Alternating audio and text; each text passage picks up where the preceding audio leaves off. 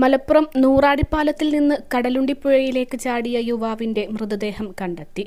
കൊണ്ടോട്ടി മുസ്ലിയാരങ്ങാടി സ്വദേശി വിപിൻ ആണ് മരിച്ചത്. തിങ്കളാഴ്ച രാവിലെ 10 മണിയോടെയാണ് വിപിൻ പുഴയിലേക്ക് ചാടിയത്. ബൈക്ക് നിർത്തിയ ശേഷം യുവാവ് പുഴയിലേക്ക് ചാടുന്നതാണ് നാട്ടുകാർ കണ്ടത്. ഉടൻ തിരച്ചിൽ തുടങ്ങിയിരുന്നെങ്കിലും ആളെ കണ്ടെത്താനായില്ല. ഇന്നലെ രാത്രി അവസാനിപ്പിച്ച തിരച്ചിൽ ഇന്ന് രാവിലെ വീണ്ടും ആരംഭിച്ചു. ഉച്ചയോടെയാണ് മൃതദേഹം കണ്ടെത്താനായത്. മൊബൈൽ ഫോൺ ബൈക്കിന് സമീപം വെച്ചാണ് പുഴയിലേക്ക് ചാടിയിരുന്നത്. വീട്ടിൽ നിന്നും ഫോൺ വന്നതിനെ തുടർന്നാണ് ഉടൻ ആളെ തിരിച്ചറിയാനായതെന്ന് നാട്ടുകാർ പറഞ്ഞു.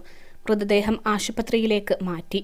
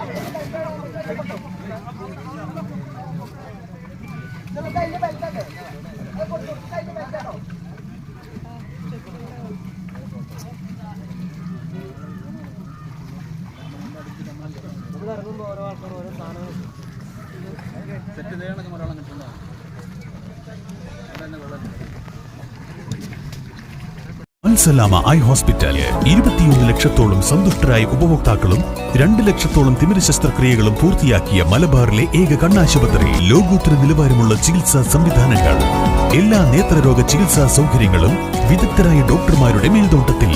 Al Salama eye hospital, hospital road, Perinthalmanna.